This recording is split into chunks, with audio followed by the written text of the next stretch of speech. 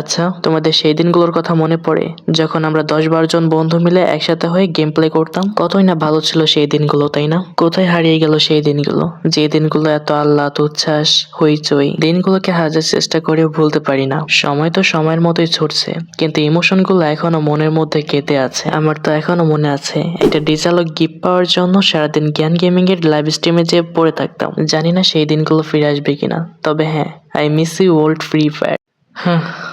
সেই দিনগুলো হয়তো আর কখনোই ফিরে আসবে না। মনে করে দেখো তো, CR7 এর সাথে কোলাব করে ক্রোনো ক্যারেক্টার যখন রিলিজ হলো, তখন সেটা আমার থেকে তোমরাই ভালো জানো, বিশেষ করে ওল্ড ফ্রি ফায়াররা। এখনকার নিউ প্লেয়াররা তো হয়তোবা এরকম কিছু জানেই না, আর জানার চেষ্টাও করে না।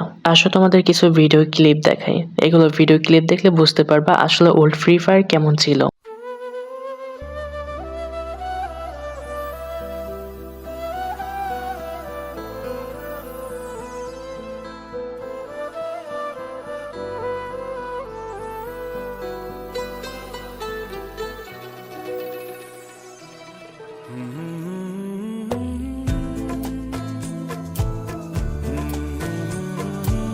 সত্যি কথা বলতে এগুলো ভিডিও দেখলে নিজেই ইমোশনে পড়ে যাই। শুধু মনে মনে একটা চিন্তাই করি, যদি সেই ওল্ড ফ্রি ফায়ার ফিরে আসতো, কিন্তু সেটা তো আর সম্ভব না। ও, আরেকটা কথা বলতে ভুলে গেছি, সেটা হলো তোমাদের জন্য একটা গিভের ব্যবস্থা করা হয়েছে।